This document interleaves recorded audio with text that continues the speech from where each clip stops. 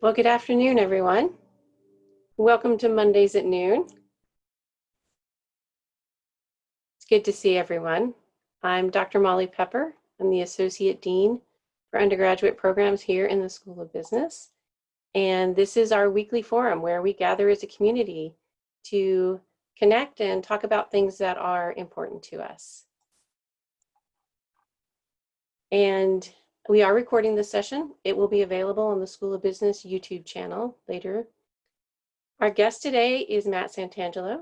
Matt is the Executive Director of Hoopfest and a School of Business alum.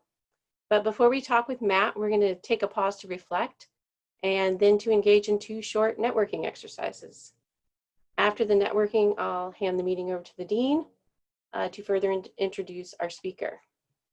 So to begin with a reflection, because this is a forum where we gather as a community, I'd like for us to just take a moment and reflect on that community.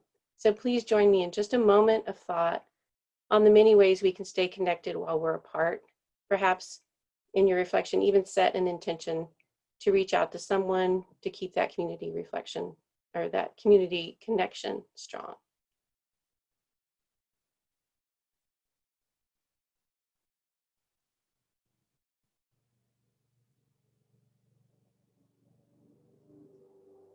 Thank you.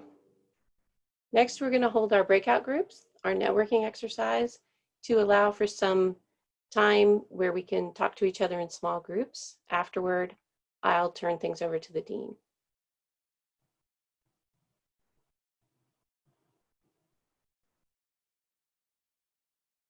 Welcome back, everyone. And at this point, I hope you had a good breakout. I hope you got to talk about some things that were important. And I am now going to hand it over to Dr. Ken Anderson to introduce our speaker. Thank you, Molly, and thanks to everybody for being here today. Thrilled to have an old friend with us today. As Molly mentioned, an alum of the business school and the executive director of Hoopfest, but of course, most of you know he's been way more than that over the years in his connections. So Matt, welcome. Thank you for being with us. You're on mute. On mute. Yeah. I'm off mute. Well, thank you, Having on mute.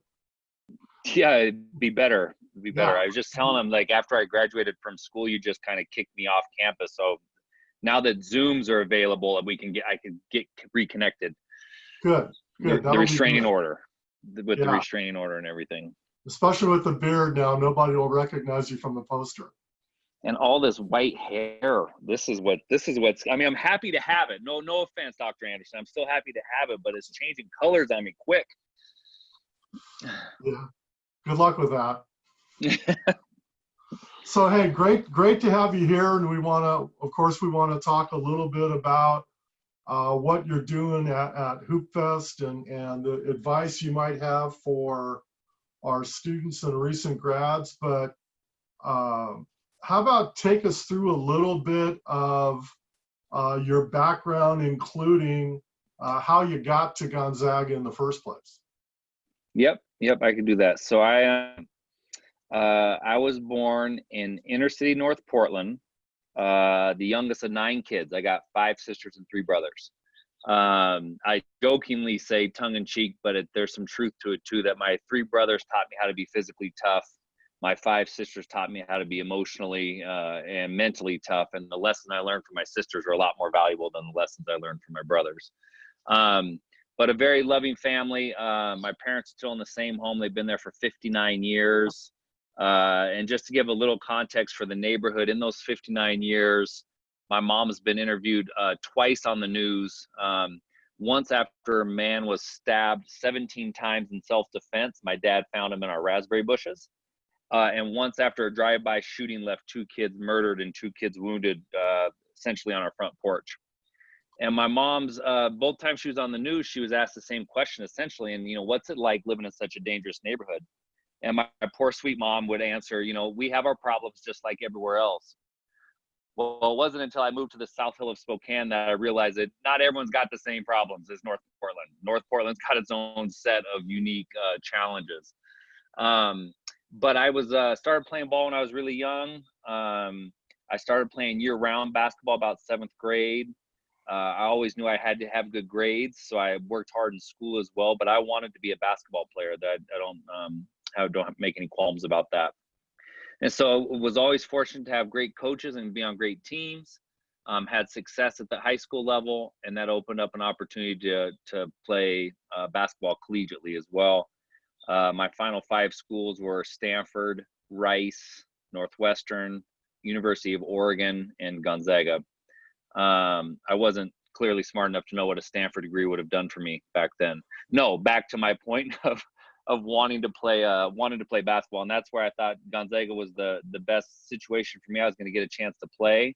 I was going to get a chance to make an impact, and frankly, I knew all 5 of those schools were great academically, so I felt like I was putting myself in a position to get academic excellence as well. And so I came to Gonzaga, class of '95 out of high school. And we had some fun. We had some fun school-wise. We had a lot of fun basketball-wise, as we were kind of the first group to get some of the national acknowledgement and recognition that is now kind of a hallmark of at least the basketball programs. And I say it plural, programs, male and female at GU. And so, yeah, so that was kind of my trip to GU. I was there for 5 years. I studied business management with a focus in human resources. Felt like if I could go back, I'd probably do a different discipline. But at the time, human resources, I was really, and I still believe in this, but really wanted to do whatever I could to make the team better.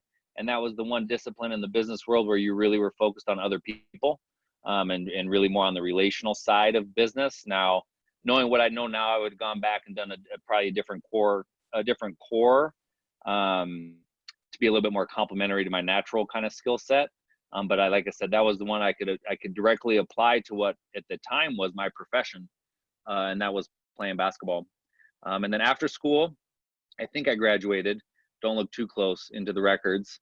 I had opportunity to go play in Europe for 7 years. So I played in Italy, Spain, Greece, and Poland over parts of 7 seasons. When I was done playing ball, I actually came back to Spokane. My wife is a Zag as well, who actually works at the university in the housing department. But neither one of us have family there. So we were coming back to Spokane, went to work in financial services, lived through the Great Recession, transitioned into health insurance, lived through Obamacare.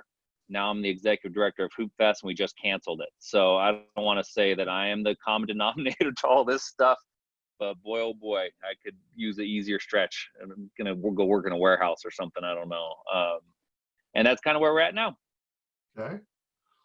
That's quite the background. And yeah, certainly if you talk about something like regression to the mean, all the success you had in hoops at Gonzaga has got to be balanced out by some a little bit of downtime, right? Well, I wish the downtime was less stressful. I'm all for downtime. No, and I joke around because when I got recruited by Coach Dan Fitzgerald, Fitz, and Coach Few out of high school. So I was, like I said, our red shirt, but my 4 playing years at GU, I had 3 different coaches. So if you really want to go like for a program with such stability and consistency, I don't want to say I'm uncoachable, but when you put those years together with these years, there seems to be a common theme. This has been a really uplifting call, Dr. Anderson. I really appreciate you inviting me on today. It's been great. Well, we're glad that you provide such inspiration for the audience. So let's talk a little bit about Hoopfest. How did you get to that position? Well, I'll talk briefly. So when I was done playing basketball at 30 years old, I wanted to get away from it. So I went into financial services, was my first job back in Spokane, very boutique shop, worked with a lot of really successful individuals and families across many, many different industries and business models and, kind of ways of doing it. What I learned during that time, I was there with them for a little over 5 years. And what I learned during that time is I really wanted to be an owner. I really wanted to take the proverbial risk and kind of own what I was doing. And so that's where I transitioned to another local firm in the insurance side, the employee benefits side of the insurance world. And there was an opportunity there where I was going to be able to help transition an older partner out of the business and kind of buy into ownership. But what I learned there was that I really wanted to have leadership. Leadership was really, really key to me, to be able to build a team, to build culture, to be able to, make the decisions even when they're hard, or at least have influence on how the decisions are being made. And at that time, Hoopfest had just experienced some transition at leadership.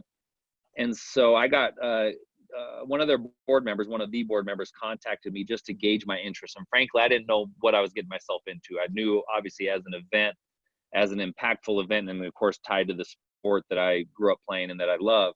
And so the more I learned about it, the more I realized what a unique opportunity it was. And even though it's a nonprofit, so no one owns it, to be able to, be offered a leadership role, to be able to have influence and direction on how the business is executed and how the event is executed, again, was just really such a unique opportunity I couldn't pass up. And that was April of 2014. And so this would have been or will be my sixth summer and sixth Hoopfest event, even though it looks quite a bit different this year than other years. Okay. And what does the executive director of Hoopfest spend his or her day doing? Yeah. And so I think anything else, it's just a kind of an administrative role. I kind of refer to myself as the resource manager. So essentially, we're a small business. We're a 501c3 not-for-profit. We have a full-time staff of 8. I have an 11-member board of directors. In theory, I'm the sole employee of the 11-member board of directors, and the 7 members of the staff, ultimately are kind of my responsibility. So everything that goes along with that role, from compensation and bonuses and management and career development, as well as the strategic planning and strategic execution of the plan, kind of fall to the executive director's shoulders. So in our case, there's just a ton of stakeholders, both volunteer and sponsor, that we work with in order to execute the event. And then what a lot of people don't know are the other programs we run. Spokane AAU, one of the largest youth AAU programs in the country. Ignite Basketball is an outreach program with School District 81. Eastern Washington Elite is a high school aged club team that travels in the summer. The Fitz Camp and Fitz Tournament, which are named after Dan Fitzgerald, Coach Fitzgerald. The Hooptown USA initiative that we launched last year is a new program. So it's year-round programming, obviously in the sport of basketball and tied to community. So it's executing those programs and then getting the people the resources they need in order to execute them at a really high level, I think is my role essentially. Okay. As you look back to when you first started at Hoopfest,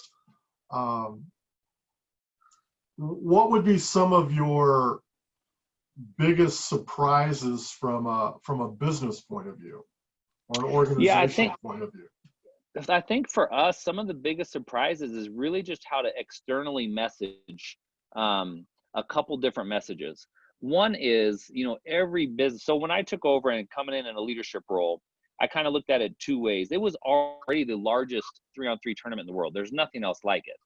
When you start to dive a little deeper than that, because you could spit out numbers, and numbers certainly help tell a story.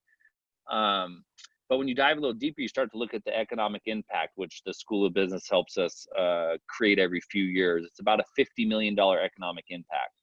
When you try to follow the numbers of, how that impact is being made and tell stories around that, how we interact with social media versus our other external messaging.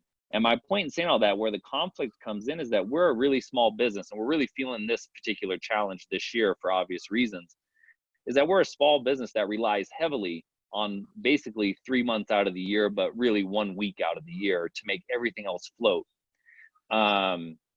And so that's what I call a really lumpy. It's not even lumpy because it's not multiple lumps. It's just one lump business model. Is there a such thing as that? Do you teach the one lump business model? We will now. I think this is what kind of what Hoopfest is. And so I think it's that external challenge where our messaging of like, we're small business, we're a nonprofit, we reinvest in our community in a lot of different ways through these various programs or physical investments throughout the community, yet we're larger than life.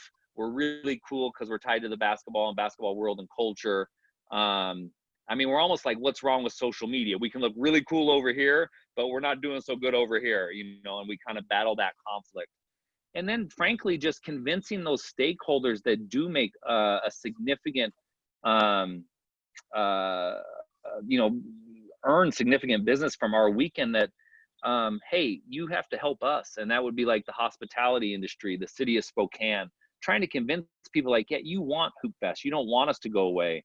And again, those are the conversations that take place more behind closed doors than we would necessarily share publicly. Right. And it's interesting, and some people on this call have heard me talk about this before. Of course, when we think about Hoop Fest as a community event, people automatically also think of Bloomsday. Yep. And the impact that Bloomsday had, and the parallels with them both being outside and downtown and nonprofit. And they go, man, Spokane does that really, really well. And then on the flip side, what a lot of people have forgotten would be, I won't mention Walk in the Wild Zoo, which was not a good thing back in the day. But the one a lot of people don't know about is the Spokane Grand Prix, which took place, I want to say, in the late 80s for a couple years. Formula One right through downtown. And everybody had big hopes for it because, again, you know, hey, we did Bloomsday, we can make this happen. We did Riverfront Park, we can make this happen. And it just never went. So when you think about obviously the size of Hoop Fest and the popularity of it has presented some challenges. What are some of the other challenges we wouldn't normally think of with Hoop Fest? Well, I think, you know, when you talk about, we're such a unique event. We learned this because for a couple of years, we take Hoop Fest on the road. We had a Las Vegas 3-on-3. We had a Nike 3-on-3 in Los Angeles. We went to Phoenix. And we really saw it from, you know, other cities' perspectives because like Bloomsday and like Hoop Fest, this is homegrown. Like this is Spokane. And when you talk about a community event, I mean, it takes about 3,000 volunteers for us to execute Hoop Fest weekend. So, I mean, imagine trying to get 3,000 people to do anything, let alone, you know, 800 of them we need as court monitors that are getting yelled at by moms and dads because little Timmy fell down. You know, like it's unbelievable the social experiment that Hoop Fest is. But my point in saying that is that we as a people are so used to going and watching the talent, right? We buy the ticket, we go watch the Broadway performance. We buy a ticket, we go watch the NBA game. In Vegas, we really learned this too, where Hoop Fest, what I love about it is that collectively everyone on this call is the talent. This is just about going out and participating. You know, it's about going out and connecting with people through the sport of basketball, through in our case, the sport of basketball, but it could be through the playing experience. It could be through the volunteering experience. It could be through the sponsorship experience. But it's really takes all of us to do just a little bit in order to make a Hoop Fest happen. And I think that that's really, really remarkable. However, that's a lot of people we need to inspire because I saw some, I mean, I even think some of the still shots I'm seeing on the Zoom call rolled their eyes when I said Hoop Fest, because if you're not coming to Hoop Fest, I need you to go to the lake. Like we need both people, like, cause I know like people, you're either all in Hoop Fest and like you're at the fountain at downtown in the park and it's just, you know, the antithesis of social distancing in a great way. Or you're like, I can't stand this weekend. I'm getting as far away from it as I can. Well, we need both those people to make it happen. Cause as you're driving to Coeur d'Alene, you're going like, I'm actually kind of proud that my city does this. And now let me get the heck away from this thing, you know, but we need the both kind of the moral support and the physical support. However, again, that's a lot of people to coordinate. So you talk about, you know, themes that other people won't see, you know, what we do for security, you know, trying to get those volunteers, incentivize those volunteers to step up and take on those roles and responsibilities, to be able to kind of love on everyone so that they feel like that they are making an investment. They are connected to something greater than them, themselves for that, for that weekend, and trying to make sure that effort gets acknowledged and noticed and celebrated, because it's a big effort from a lot of different people to execute a weekend like that. So here's kind of maybe a unique question. What did you, as executive director in charge of Hoopfest, what did you learn from Bloomsday? So Bloomsday, so back when Don Cardong, former race director and obviously famous athlete and famous member in our community, he and I had a really good relationship, because I asked a lot of those questions that he had kind of grown up with in the Bloomsday world, right? Like, why are we paying the city this much? Like, how do we track our economic impact so that we have a stronger argument? So he kind of liked that I kind of came in and ruffled some feathers. So that was a nice thing to have his support early on. Now it's moved to another Gonzaga graduate. John Neal is now the race director of Bloomsday. He's going to be fantastic. But one of the things that we have to do as events and organizations, and I used Bloomsday as my example, is that we need to kind of continue to create that portfolio of events or portfolio of programs to, one, diversify our business. We can't be so heavily dependent upon that one week in order to make all these other things float. And of course, this was a theme long before COVID. COVID just is hitting us over the head with the importance of it. And so when you look at Bloomsday, of like, how do you remain nimble? How do you recreate something new so that each year kind of has a different theme, a different feel, a different excitement to it? How do you continue to tell that story in an inspiring way, so that you don't see that drop off? Because now, when Bloomsday and Hoopfest got started, Bloomsday being older, there wasn't a race every weekend. Now we could go play 3-on-3 basketball every weekend. We could go to a golf tournament. We could go to a race. We could go to there's a million different activities now, where when these things started, this was, the one thing that was set up for you this in the summertime, or one of the few things that were set up. So I think it's trying to continue to differentiate yourself in a really, really saturated market for experience type activities like a Hoopfest or a Bloomsday. Okay, cool. So 5 years from now, when you're kicking it at the lake and you're thinking about COVID and the pandemic, what's going to be the big lesson for Hoopfest out of the pandemic? Well, I think one of the things that excites me, that I think will be affirmed and reaffirmed through this pandemic, is that idea of experience. Even we postponed this year from June to August. And I really strongly believe, and we held on longer than most events. Most events just cut it off and said, no. We got a lot of negative, comments around, like, you should have canceled this months ago. And so I would always take the stance of, like, we're not putting anyone at risk for being optimistic. We're not putting anyone at risk for planning for August. If we get to middle of July, which we did, and it's not safe, we're not going to put people physically at risk for Hoopfest. But at the same time, I really believe that what we need now more than anything is that connection to each other, that connection to community, some physical activity, like get up and get outside, get moving a little bit. And I was like, gosh, Hoopfest could provide, at least for that one weekend, could check a lot of these boxes of things that we really, really need right now as a community and a humanity, really. And so that was one that really kept me going. I was like, okay, let's just keep plugging away. And again, we'll pivot if we need to pivot. So 5 years from now, I hope that you just can't recreate things like Hoopfest. One of our great partners is Toyota. And Toyota, the car market is changing dramatically, right? Not pre-COVID, it was changing dramatically, and it's been accelerated in COVID to this online experience, right? You just kind of order in Toyota's case, you order your Tundra, you order your features, you tell them the car you have, and they Amazon the Tundra to you. They take your car away, and there's your car deal. Well, things like Hoopfest cannot be Amazoned, right? No matter what, you can't deliver a Hoopfest to your door, even though we're trying in this month, to create a virtual event because it's necessary, but you still can't recreate the nature of basketball or the nature of an event like Hoopfest to your front door. So that part I think is, could come back in force once it's collectively safe to come back outside and gather.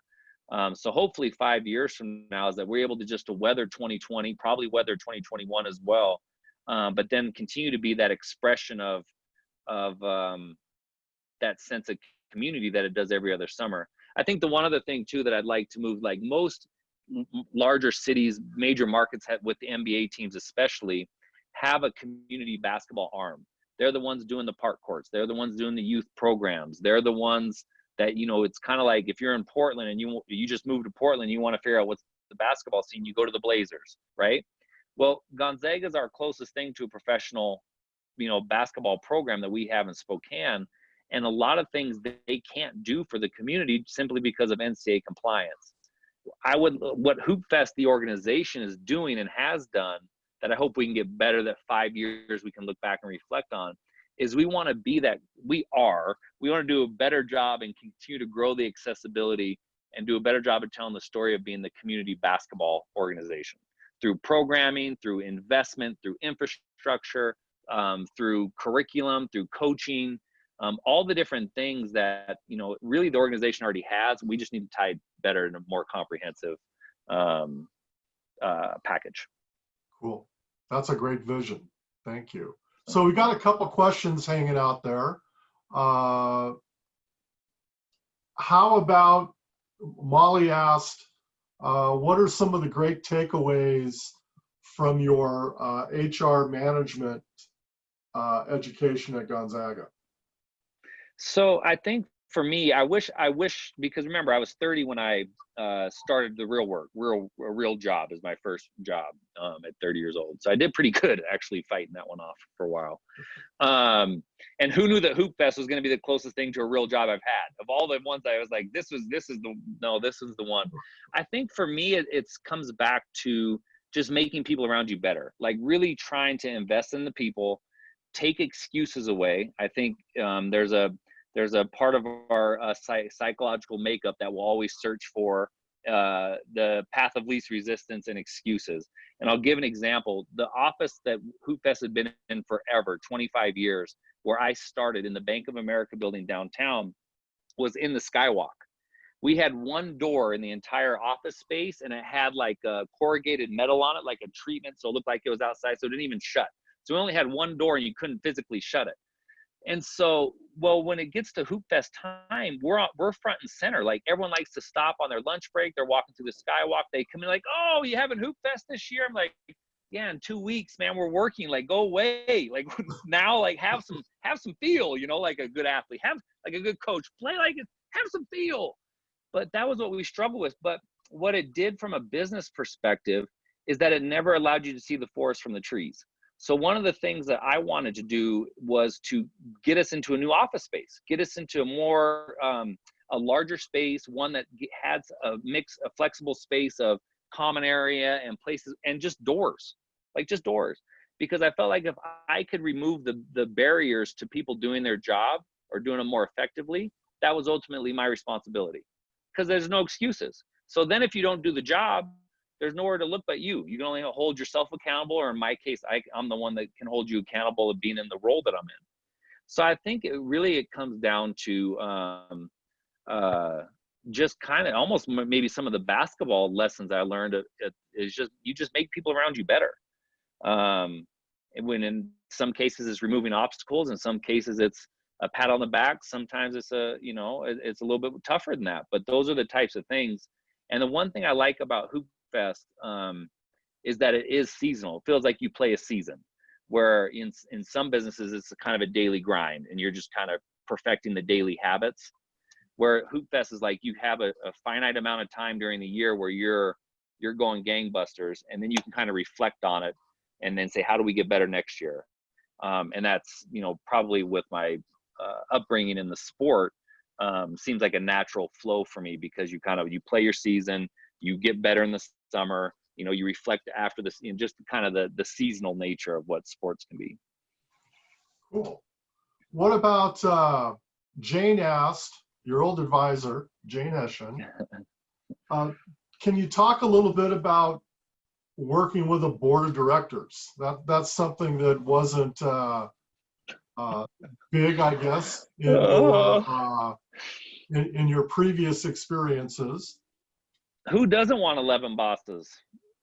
I mean, doesn't that sound amazing, everyone? You all can just agree with me. No, it's really interesting. It's really, in the volunteer side, it's interesting because in that case, if someone's going to give their time and talent to you, you have to find ways for them to feel engaged, you know, because in the absence of like directives or like tasks they're going to, you know, people are generally going to try to help, but what they're trying to do isn't always the most helpful thing. So it's really about that communication piece, you know, using people where, or placing people in the positions where they can succeed. And then they feel good about their, you know, what their volunteerism looks like.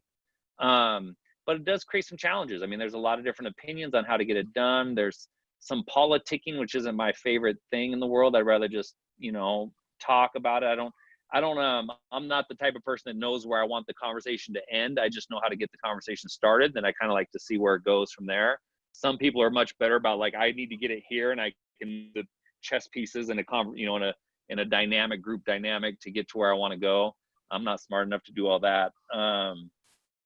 And then I think we also have one other kind of dynamic is the whole founders thing. The whole nonprofit founders is its own set of variables that can be tough sometimes, because a lot of identity is tied up into, you know, what we do, right? And so in this case, a lot of that identity is tied up into this really awesome community event and impactful event and organization. So I think it's been a challenge. It's one that I've had to get a lot of mentorship and coaching on, in order to understand, you know, and the thing is hard is everyone's an expert on everything. Like, can't just one person say like, I don't know what colors next year's Hoopfest ball should be. Like, I can figure that out by asking younger people than me to tell me what's going to be cool. Like, you don't have to tell me what, you know, so it's like that kind of dynamic too, is like, slow down. Like, we got this, like we got this piece over here. But that's really happens in the absence of those kind of specific tasks that fit in people's, you know, circle of influence or subject of expertise, where they can really give impact and feel good about it, or give advice and feel good about it. Cool. Lastly, unless anybody else is going to jump in while you answer this one, advice you would have for our current students or very recent grads? Yeah, I think a couple. I think is one thing that I know worked for me in basketball, and I wish I could do school a little bit over again on it, is to know your craft. I think like whatever that subject matter is, whatever that expression is, even if it's academic or non-academic, if it's could be outside of the academic world, like full send, like commit to the craft. Like, you know, and I think in basketball that was really telling is like I remember at a young age, and even now, you know, watching coaches and parents, and you know, you'll have some parent yelling against a fourth grader, you know, force them left-handed or whatever, you know, because they're trying to win that particular game. And like, I'm all for competition, so that it's not a competition question. But for me, is like, I wanted to go make my left hand so strong that you couldn't, like, you force him to his left hand, like, sweet. I've been working on it. I put in the time. Like, I mastered this craft to an extent where I felt comfortable being able to do things with the basketball. So to like commit to the craft. I also think too, like, yeah, I think you have to try a lot of things. I used to be singularly focused on basketball, and I think it probably hurt me more than helped me. So I think you have to try a lot of things, but you gotta commit to them. You got to be intentional about them. You got to be accountable towards them. It can't just be like, oh, maybe the point I'm trying to make is enthusiasm's contagious. Like, you got to be excited about what you're doing, or it's not worth doing it. So that's what I would tell, the younger generation. And I would say, you got to grind. I think a lot of people have forgotten, there seems to be, they've forgotten, or hard feels different now than it did for previous generations. It still feels hard to them, but when other people look at it, maybe it's not as, I remember we had one athlete, and this was a good Fitzgerald line, is like, why can't we get so-and-so to run faster? Run the lane harder, rebound harder, block out harder. And I remember Coach Fitzgerald says, he looked at the other coach, he says, well, the challenge is he thinks he is. Like, he thinks he's running as fast as he can, even though when you look at it, it's like, whoa, you can run harder, you're not giving it your all, but he thinks he does. So it's doing things that kind of get outside your comfort zone, that foster growth, that test your grit, and just kind of putting yourself out there. And it's okay to want to be good at stuff. I also think too, like, we're all dumbing it down to the middle sometimes, and it's okay to want to be good. And it's okay to want to be better. Those aren't negative, characteristic traits. Okay. Molly snuck in another one. Why should our students stay in Spokane? Shoot, opportunity and impact. The beautiful thing about Spokane is that you can pretty much do what you want in a good way. Like, you're not going to work for a big box or a big company. Yeah, there's opportunity there, but I mean, for people that want to have the spirit of entrepreneurialism, that want to have that want to make an impact with some really quick early success in their career, Spokane can be a great place. But you have to be that. You kind of have to have that attitude and that mentality in Spokane in order to make it happen. Because you got to get out there, but you can. That's the beautiful thing, is you're not going to get lost. You're not going to get wrapped up in the bigger city mentality. And that's if you're hungry. If you're not hungry, you can work a little bit and then go have a lot of fun, because that's accessible and affordable too. So I think Spokane is right on the cusp of something really unique. I know it's certainly a lot different than when I left GU, and it's changing. Like, the Spokane my kids are growing up in is I feel like there's a lot more opportunity, and certainly on a smaller business scale, but not less success. And you can make a larger impact because just the nature of the size of the community. Cool. And one more got snuck in. Yeah. What advice would you give to faculty who are trying to educate today's college students? Yep. So I think that one, I admire what you all do, but I think it's a really, really tough job, because I think you're constantly walking that line in between, like, the parent, friend, coach. Like, you're trying to do all three. And I think that's a really, really hard, because you got to love them, but you got to put your foot in their backside every once in a while, and you got to push them, and every person's going to have a different capacity, a different interest level, and different motivating factors. So what you all do is really admirable, but I would just, I guess mine is more on the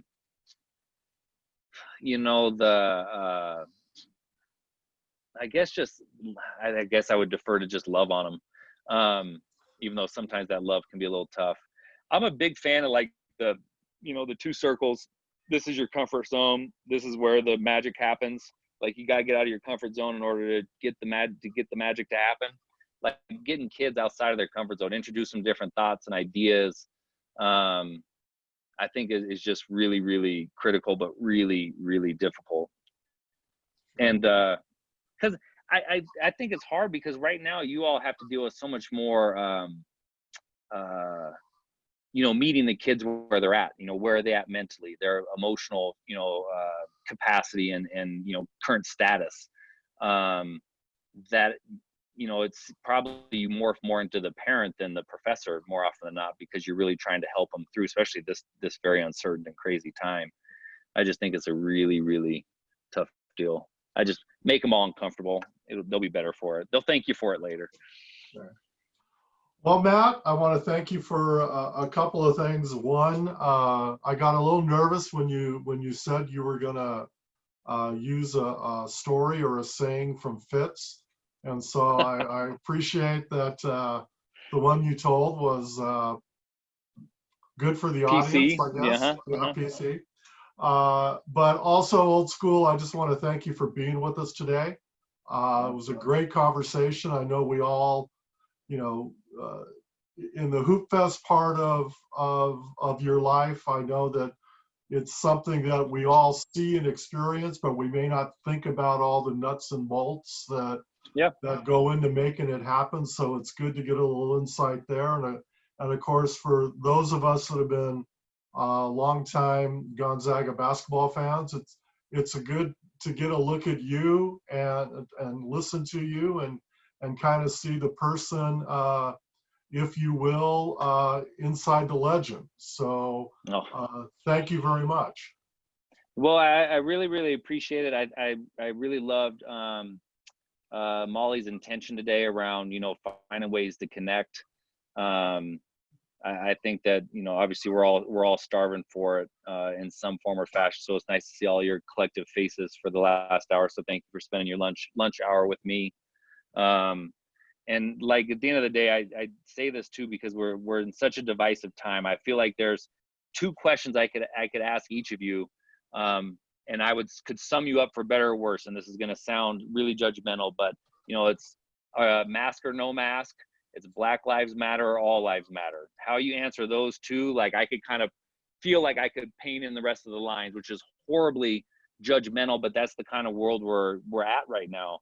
And I'm not going to talk about the answers, but I do feel like that connection is so critically missing that we're not even able to have conversations. So I appreciate the ability just to feel connected and feel you know, connected to the GU community, but also appreciate it for the hour because I think it's just something it's so hard to recreate, and we're all feeling it. And at the end of the day, we're all doing the best we can. So for better or worse, like I don't think anyone's out there doing less than the best that they can. All right, old school. Well, you take care of that family. Yep. And we appreciate it. All right. Thank you. Thanks. Yeah, thank you, Matt. So long, everyone.